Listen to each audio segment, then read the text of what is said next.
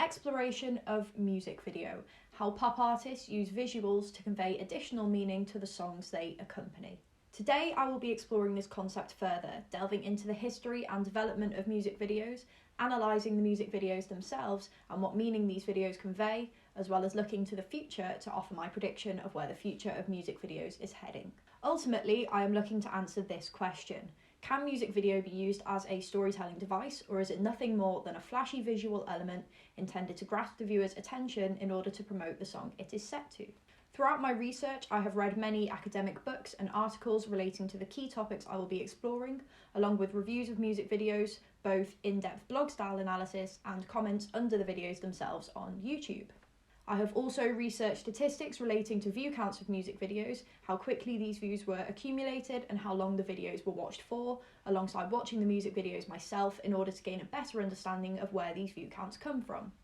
While watching the music videos, I have analysed the semiotics presented in them, this being the finer details and what meaning, if any, these can lend to the video itself.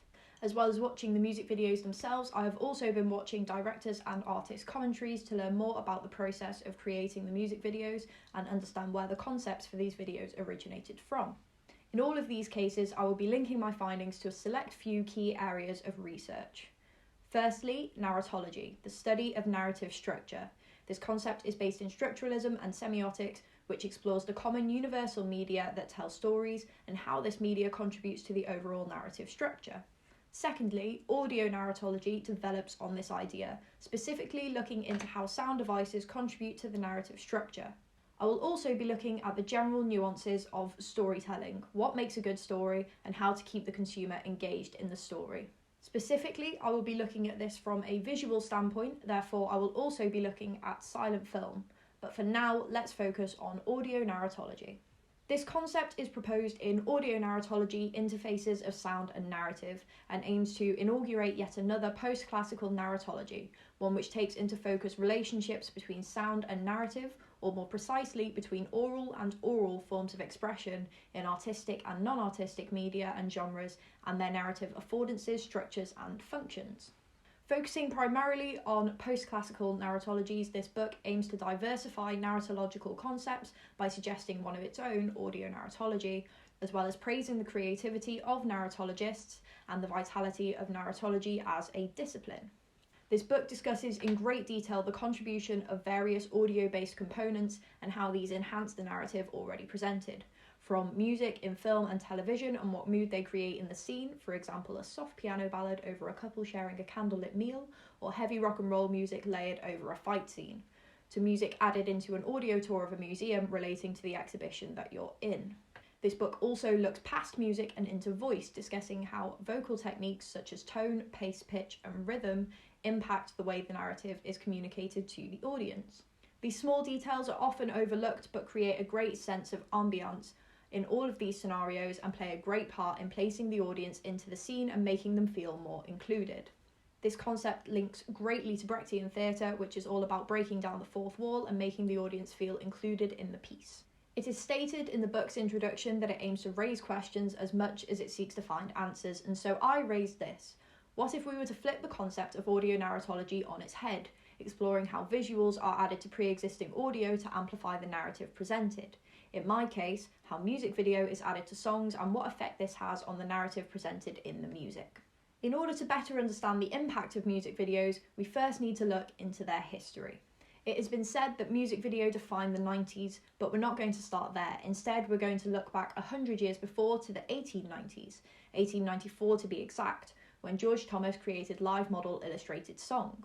This is the first recorded instance of a visual element being added to pre-existing music to portray a narrative. George photographed people acting out a song called The Lost Little Child and had the photos printed onto glass slides, which were then painted by hand and projected in theatres while the song was being played live. This method was later developed further to have multiple images layered one over the other to create something similar to modern-day special effects, placing someone into an image that they wouldn't normally belong in. This song became wildly popular and this method of performance started to be replicated nationwide, but what was the point? This was in a time before portable music players. People weren't able to take the song home with them to listen to over and over. or were they? In those days, it was common for people to have their own instruments in their homes which they would play for entertainment. Therefore, there was a huge market for sheet music. These performances would promote the sale of sheet music, and for some time they were fairly successful. Performers would intentionally encourage the audience to join in singing the song, posting the lyrics on a slide for the final chorus of the song, because music publishers believed that people leaving the theatre humming the song were much more likely to buy the sheet music. These shows were performed in the likes of vaudeville theatres. Sort of like a variety show, vaudeville contained multiple smaller acts like juggling, acrobatics, comedy, magicians and musical performances, and live model illustrated song was perfect for this format. But this popularity was short-lived. In 1877, Thomas Edison had unveiled the phonograph, a device to record and play back sound, which became better developed and more widespread over the next 30 years, and by around 1914, there was no longer a need for live model illustrated song. People weren't travelling out to see live music because they had it in their own homes, and for the same reason, sales of sheet music no longer needed promotion. Moving forward, let's take a look at a more recognisable form of music video, but which was the first? This topic holds a lot of debate. Tony Bennett claims it was him with a performance of Stranger in Paradise. Many believe it to be Bohemian Rhapsody, but this was predated by many well-known artists, including the Beatles, David Bowie, ABBA and Bob Dylan. Rock historian Paul Foles does, however, suggest that Bohemian Rhapsody is widely credited as the first global hit single for which an accompanying video was central to the marketing strategy. This begins to bring the purpose of music video into question. Is it an art form in its own right, or just a method of promoting the song? In August of 1981, MTV launched, ironically premiering with Video Killed the Radio Star by The Buggles, a channel that showed nothing but music videos and musical performances 24/7, and it was very popular, gaining 2 million viewers in less than a year. But all of this changed when the channel started showing more reality TV in an attempt to keep up with other programming. An article printed in Billboard magazine in 2001 reported a 36.5% drop in the amount of music videos shown on MTV from 1995 to 2000, by which point the channel was showing music videos for only 8 hours per day instead of its original 24, and by 2008 this had dropped to an average of only 3 hours per day. The launch of online video contributed massively to a change in how music videos were viewed. As I was celebrating my 4th birthday on the 14th of February 2005, YouTube was just being born, and a year later in 2006 the YouTube channel Vivo was launched. Claiming to be the world's leading music video network, Vivo is essentially YouTube's version of MTV. Anyone who is anyone in the music industry has their own Vivo channel on YouTube, where all of their music videos are uploaded, along with behind the scenes, interviews and general videos relating to their career. With over 500,000 music videos under their belt and 26 billion views per month, Vivo is still very popular to this day. Moving forward again to 2014, launched Musical.ly, which later in 2016 became TikTok, an app revolving around encouraging users to create short videos set to preloaded songs or audios. This app quickly became a way for artists to promote their music. Songs going viral on TikTok boosted their popularity massively. One of the most interesting to me is a band named Crawlers, 2 members of which I actually went to college with. I was really excited to see their song Come Over Again appear on my For You page on TikTok, and even more excited when I realised it was part of a viral trend. This song has been used as a sound in over 100,000 TikTok videos and has amassed 27 million plays on Spotify since its release in October of last year. All of this brings me back to the question of the purpose of music video. Live model illustrated song was created to promote the sale of sheet music. MTV played new music all day long, promoting music the viewer might not have heard before. YouTube put music directly into the viewer's hands. It was available whenever and made music far more accessible. This could make YouTube less focused on advertisement, as it was up to the viewer what they listened to and when, as opposed to MTV, which was on a set schedule. However, Musical.ly and TikTok are undoubtedly promoting music, creating trends and dance routines and encouraging viewers to join in. TikTok even has a feature allowing artists to pay TikTok to push their songs forward. So what is the purpose of music video? Advertisement or art form? Historically, the answer is advertisement, but is that still the case? I wish to look into music video through the lens of filmmaking in order to determine whether it can be an art form in its own right or just an accompaniment to the song it is set to. First, let's discuss the forms of filmmaking. Film falls into one of 3 categories. Narrative, a film that tells a clear story. Non-narrative focuses on imagery, aiming to create a mood or feeling more than a story, and non-linear, a narrative that is sequentially played with. For this, I will focus primarily on the differences between narrative and non-narrative and how these are used in music videos. Matt Hansen discusses this in Reinventing Music Video, Next Generation Directors, Their Inspiration and Work. He suggests music video serves as a training ground for directors, that this short-form method of storytelling is much more contemporary and unconventional than mainstream film, allowing for more avant-garde artistic choices and metaphorical plot lines. He also provides examples of music videos that fit into the previously mentioned forms of storytelling. The music video for Dupede by Thomas Fersen and directed by Bessie and Combe depicts a clear narrative of two lovers who can't seem to keep up with their relationship. Some music videos are much more about creating a performance-style video that fits the mood of the band and the song. A good example of this is the video for Take Me Out by Franz Ferdinand, directed by Jonas Odell. This video combines footage of the band performing with animations and illustrations fitting the vibe of the band. A clever video, but one without a narrative. And some videos combine both of these styles, in a method commonly used by early 2000s pop-punk bands, where the video cuts between a narrative and footage of the band performing. For pop-punk musicians, this was usually in a garage. A good example of this style is the video for Come Here by Interpol, directed by Adam Levite, which depicts a contemporary Hansel and Gretel narrative while the band perform in a kind of shack. But is there a definitive way to determine which category a music video falls into? I believe so, by asking, if we remove the music from the video, is there still a clear narrative? To determine this further, we need to look into visual storytelling, the best example of which I believe to be silent film. Silent film relies entirely on visuals to move the story along, possibly with the odd title card here and there, but even without these, it is the actions and facial expressions of the performers that convey the story, without the use or even the need for speech.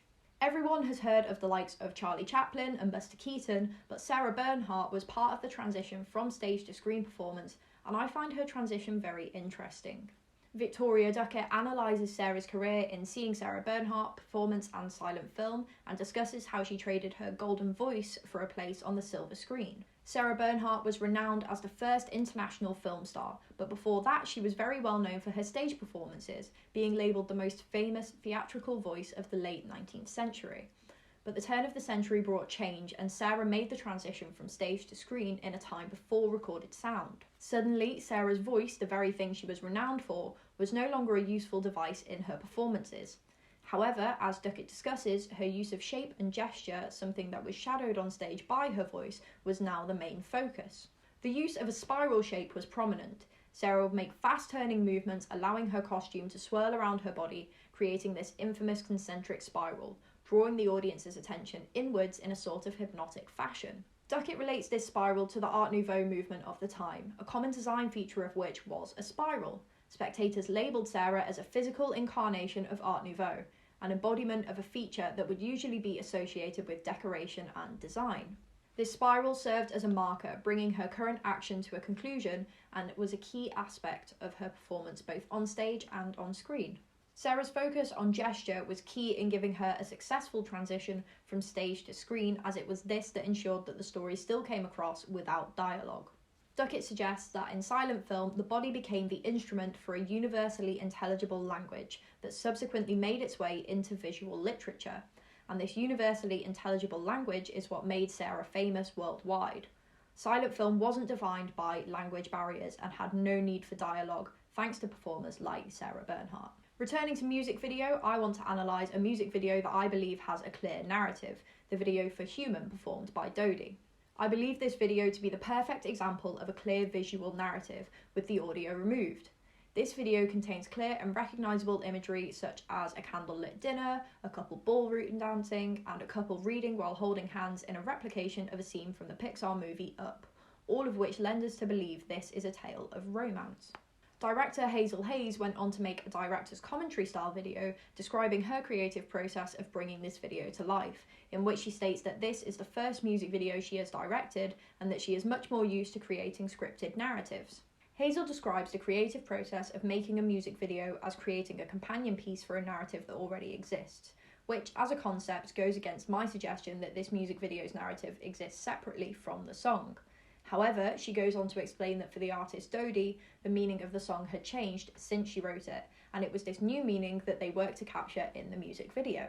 The original meaning isn't specified, but the meaning they wished to capture was a feeling of loving someone to the point of obsession and believing that they are perfect and that them loving you will also make you perfect, and being blinded by this so much that you can't see that they don't feel the same way. Hazel goes on to discuss the concept previously proposed by Matt Hansen in Reinventing Music Video, Next Generation Directors, Their Inspiration and Work. That music video allows the director to play with form and not be bound by logic. In this sense, what is presented to the viewer is what they have to believe. There isn't room for disputes of that isn't realistic in such a short form film. The viewer has to take what they are given and run with it. Hazel also discusses the difficulty she faced from directing this, of wanting to offer an explanation for it all, but having to suppress that feeling and focus on the intended meaning and communicating that to the audience in whatever way possible. The video presents a girl creating the perfect man in a much more romanticised Frankenstein story, featuring shots of her decorating clearly fake objects like a mannequin's arm and a wooden eyeball, which all come together to create a real-life human. Hazel discusses the intention behind this to create a jarring feel, that something isn't quite right, and emphasises this feeling by setting the video within a warehouse. All of the previously mentioned romantic scenes have nothing but concrete walls surrounding them, intending to mirror the dissonance presented in the song's lyrics. Hazel's attention to detail when directing this music video is evident when viewing it, and the portrayal of the characters alongside these semiotics allow the true narrative of the song to be communicated clearly and effectively, and it is these details that set this music video aside and label it, in my eyes, as a form of storytelling. To emphasise the narrative in this video further, I wish to compare it to another video which has the same basic storyline and much of the same framing and imagery, but one which I don't feel can be labelled as a form of storytelling in its own right. This music video is for the song Guy.exe, performed by musical duo Superfruit and directed by Alain Isochanu. Both videos depict the same basic plot. A person tries to create the perfect romantic partner, they pick out individual features, compile them together, bring this person to life, and in the end abandon this person to try again. This story is clear in both videos, however I feel that the video for Guy.exe falls much more into the flashy visual style. So let's analyse the semiotics of these videos to see what it is that sets them apart. Firstly, the colour palette is completely oppositional between the two videos. In Human, the colours are very subdued, lots of warm, earthy tones, whereas Guy.exe uses a much brighter neon palette, lots of blue, purple and pink, all very bright, saturated colours. In addition to this, the lighting in Human is very soft. Each scene only has one source of light, any artificial light is very warm toned, and any natural light is indirect. In fact, the video in places can feel quite dark, creating a sense of privacy for the characters. However, Guy.exe is very brightly lit, mostly with coloured lights and usually with multiple lights per scene, and all of this lighting is artificial. This creates a lot of overlap and blending of colour and gives the characters a sort of duality, with one colour on one side of their body and another on the other. Combined with the quick cut scenes, this creates a slightly confused and hard to follow story, something that works in a music video but would not work in a short film. The general scenery of the videos also differs, despite both being set in a sort of warehouse. Dodie's warehouse in Human seems abandoned. Despite the odd chair or desk which appear in isolation, we see no homely or personal touches, laying our focus entirely on the couple and their movements. We also get a glimpse of an outside world through the window, but nothing clear enough to make out where they might be.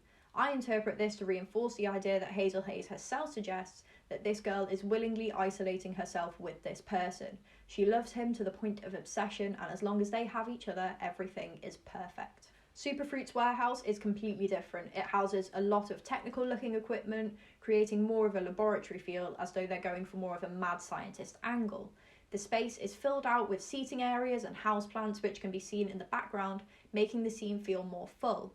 A number of backing dancers add to this feeling, as well as removing that feeling of isolation. Creating this perfect human now feels like much more of a team effort. This leads me to look at action. In her isolation, Dodie does all the work herself. Everything is done very delicately, all of her movements are calculated carefully, and there is a real focus to her work. It's very clear that this is a labour of love. In Guy.exe, the team of scientists confer their decisions. All of the actual work is done by a computer program, and the main character shows frustration when the computer tells him his lover isn't perfect. It feels a lot more desperate and impatient. Adding to this is the speed. Superfruit's video contains a lot of quick cuts and fast-paced dance moves. The viewer's attention isn't grasped by any one part of the scene because there is so much going on at one time. Human is much slower. Hazel states that the director of photography, Kieran O'Brien, suggested filming the video in a higher frame rate to make the footage appear slightly slowed down in playback, giving the video a dreamlike feel, a technique which I chose to replicate in a recent short film of my own and something that I unapologetically stole from this music video. This sets a much slower pace for the whole video, allowing the viewer time to notice these finer details which have been so carefully selected and give them the credit they deserve. Both of these videos are enjoyable in their own right. If you wanted a music video to play alongside the song in a nightclub, you would probably choose Guy.exe. It's the sort of video that you watch all the way through once or twice, but once you've seen it, you've seen it. Human tells a beautiful narrative of a girl crafting what she believes will be the perfect partner, but she soon realises that her feelings are not reciprocated and that he is just like all of the others before him. It evokes an emotional response from the viewer, allowing them to paint their own personal experiences onto this picture and find some relatability. But if both of these videos tell the same story, why are they so different? Because one tells a story while the other tells a narrative. A story is the series of events, beginning, middle, end. The narrative is how the story is told, what details linger between the lines, why did this happen, what led to this moment, what are they thinking. Narratives hold much more emotion than stories. When the viewer leaves, they will take a piece of a narrative with them. Lingering narratives are important with short films. So much is left unsaid in short films that would have time to be explored in a more long-form narrative. By leaving this lingering feeling with the viewer, they will go away and continue the story in their own head, filling in answers for the unanswered questions, a feeling which is especially important if you intend the narrative to be serial, such as in a television show. Storytelling in film and television discusses the basic nuances of storytelling, suggesting that successful storytelling has a good flow. This is what keeps the viewer engaged in film throughout the entire long-form story and in television across multiple episodes or a series. It is this idea of flow that I feel contributes to that lingering narrative that is felt from watching Dodie's music video for Human. Similar to the feeling of a cliffhanger, it is a desire to know more and is key when presenting a serial story. You don't want your viewer to lose interest before the next episode airs, and when it does, you want them to remember the plot from the previous episode or episodes. Even though the wait could be a week long between episodes, a narrative with a good flow will feel completely uninterrupted. Such a narrative is presented across 3 music videos for songs by the band Panic at the Disco, in what is known amongst fans as the Devil's Key trilogy. These music videos depict a man fighting off a group of assassins in the first to protect an artifact he is implied to have stolen called the Devil's Key. At the end of this video, he is defeated by a woman who knocks him to the floor and takes this key from around his neck. The next video opens with the man lying on what seems to be an operating table, where he is subsequently examined by a group of morticians who seem to be preparing him for a funeral and place him into a coffin, which he then breaks out of and runs away, a seemingly metaphorical battle with death. The final video opens with the man looking up toward a bright light, before being dropped down to a depiction of hell, where he transforms into a demon-like creature before facing the presumed devil himself. The flow between these videos creates a narrative across them, despite the individual videos telling nothing more than a loose story. However, I find the most interesting part to be that these videos were released out of chronological order. The first video released was for This Is Gospel in 2013. This is the middle video in the trilogy, depicting the man's battle with death, which was then followed up by the video for Emperor's New Clothes in 2015. The video for which began with the ending of the video for This Is Gospel, and was a main indication that these videos were somehow connected. It wasn't until the release of Say Amen Saturday Night in 2018 that the first video in the trilogy was released, giving context to the story. Clear flow was needed between these videos to clarify that these stories were connected, especially with them being released across a 5-year period. This was done subtly by matching hair and costume across the 3 videos: a sleek coiffure, white shirt with a white t-shirt underneath, black trousers, a black blazer and black Converse trainers. There is also cleverly matched imagery at the start and end of the videos. The first ends with the man lying on the floor, now stripped down to the white t-shirt, in the same position that he wakes up on the operating table in the second, which goes on to end with him trying to escape a number of ropes pulling him back and running towards a bright light, which is where the third video starts. The third video also starts with a few bars of the song from the second video to further cement the idea that these videos are connected. I believe this is to emphasise the connection, as this is the first instance we see of Panic at the Disco connecting any of their music videos. Fans have speculated that other music videos by the same band also fit into this narrative, but none of these fit the pattern or the narrative clearly enough. Perhaps we haven't yet seen the last of this story, and the band will release more related videos in the future. Another band took this idea of serial music videos to a new level by releasing an entire album's worth of music videos with an overarching plot. Fall Out Boy released their album Save Rock and Roll in 2013 after the band taking a 5-year break from making music, and over the next year and a half they released music videos for each song on the album, which all connected to create the Youngblood Chronicles, which when viewed back to back create almost an hour-long story.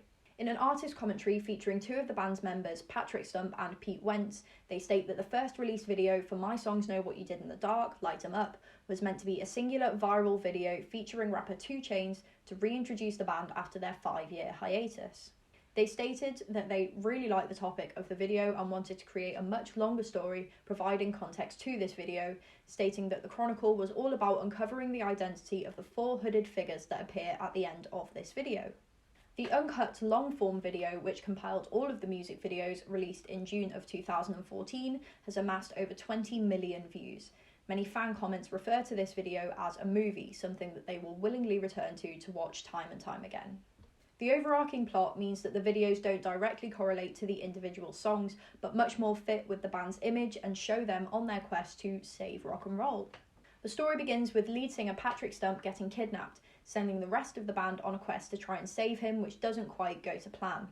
The rest of the band also get kidnapped and become the 4 hooded figures that we see at the end of My Songs Know What You Did in the Dark, Light 'Em Up. After a long fight with their kidnappers, the band escapes, only to discover that Patrick has been possessed.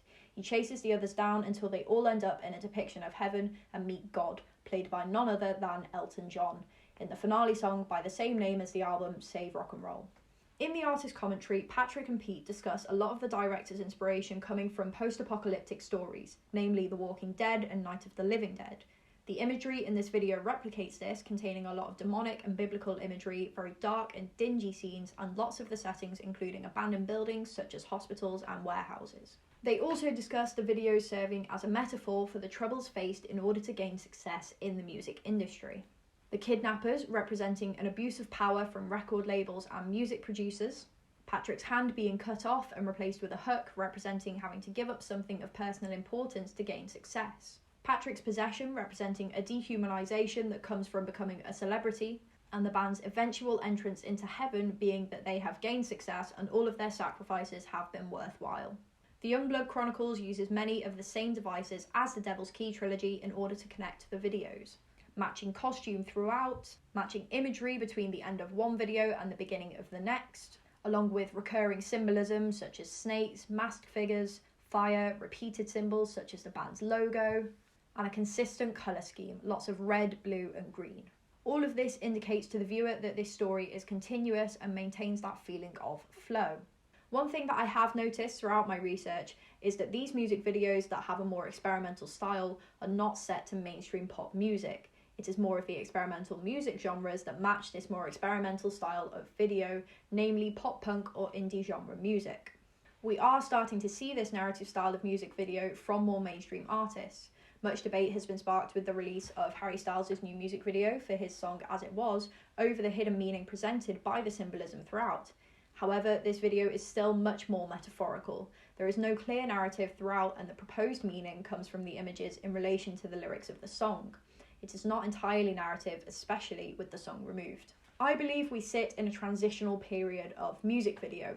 With new tools like social media, TikTok included, we no longer rely on music video as a way of promoting music, leaving more room for artists and directors to be experimental with music video, creating something that fans will praise in isolation of the song itself.